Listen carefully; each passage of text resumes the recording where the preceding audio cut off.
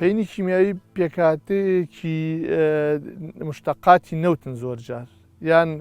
لە کانە بەردەکان دەرەهێنرێن وەکو فسفۆر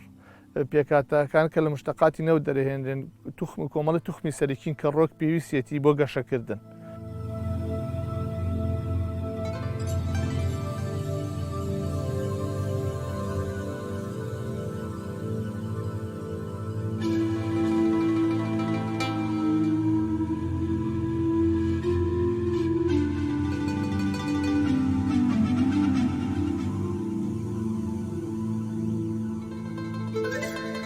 توخمە خۆراکیەکان بۆ ڕووەک کۆمەڵە توخمی خۆراکیمان هەیە هەنێکیان لە ڕێی هەوا و ئاوە دەستیانەکە وەکو هایدرۆجین و ئۆکسیژین و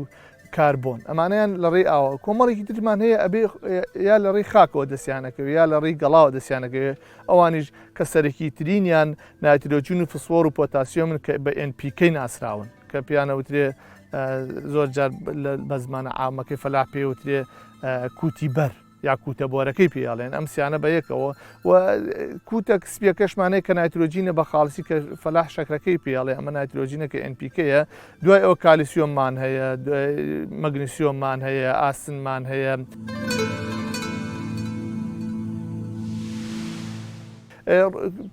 پەینە کیمیایەکان هەمانە شلە سائیلە هەمانە پاودەرە وتم هاڕاوەیە و هەمانە بە شێوەی ساچمەیە گرانولەری پێڵێن.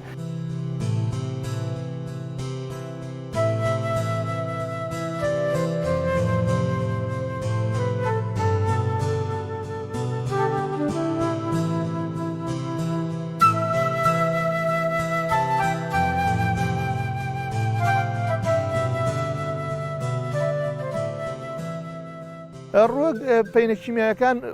وەرئەگرێت بەکارهێنێت فەلاح بەکارهێنن بۆ ئەوەی ڕۆکیان گەشە بکات بۆی ئینتاجی باشی هەبێت.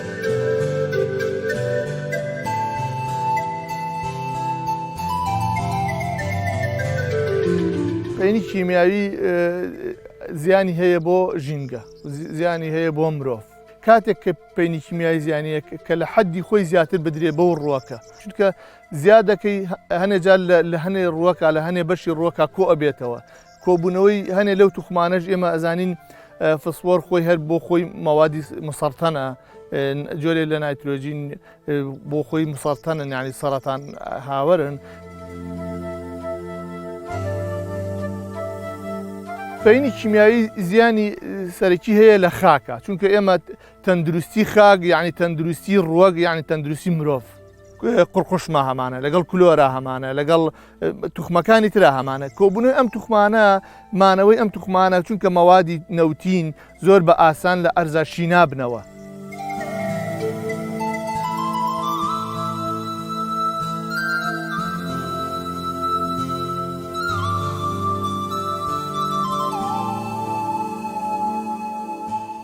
ئەم پەینە کیمیاییە زەرریشی لە ئاو ئەدات. عملیەک هەیە لە ئاوی سەرزەویە بەتایبەتی لە گۆماوەکانە یا لە ئاوە ڕۆشتوەکانە کە لە هاوینە زۆر جار ئەم دیاردە ڕوو ئەدات ئیۆترۆفیکەیشنی پێ ئەڵێن ئەم حاڵەتە بەهۆی کۆبوونەوەی ئەو ماوەدە خۆراکیانەوە کە لە ئاوەکانە کۆبنەوە ژمارەیەکی زۆر لە قەوزەکان گەشە ئەکەن کە قەوزەکان گەشەیان کرد یا لە ڕووەکان گەشەکەن دوای مردنی ئەمانە بەکتریا دەسەکە بە شیکردنەوەی ئەم قەوزە لە ئاوەکە کە شی کردەوە چی بەکارهێنێ ئۆکسیژین بەکارهێنێ و ئەکات ئاوەکان ڕێژەیەکی زۆر ئۆکسیژینیان دابەزێ کە ئاویش ڕێژەیەکی زۆر ئۆکسیژینی دابەزی ئەبێتە هۆی چی ئەبێتە هۆی مردنیەکی خێرای ماسیەکان لە ئاوا.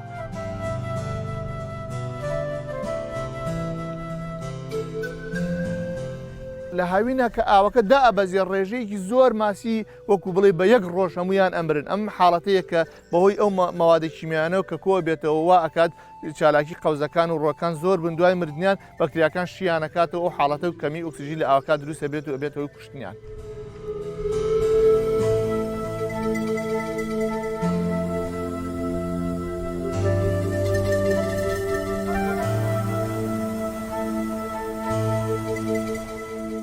لە هەواشە ئەمان توانن کاریگەری ڕاستەخۆ لە هەوا پیسکەن چونکە نایترۆجینەکان ماوەدە نایترۆجینەکان یا هەرێکێک لەو پەینە کیمیاییە کە بەکارهێنین ڕێژەیەکی زۆر لەمە زۆر بە خێرایی ئۆکسیژین ئەگرێت بە خۆی و ئەچێتە هەواوە و ئەتوانێت تەوازنی هەوا تێکدات و ئەتوانێت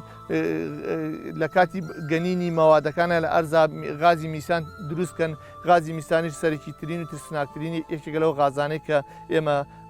کە هۆکاری گەرمبوونی زەویە لەگەڵ دووەم ئۆکسیدی کاربۆنا کە ئەتوانن زەوی بەرەو گەرمبوون بەرن.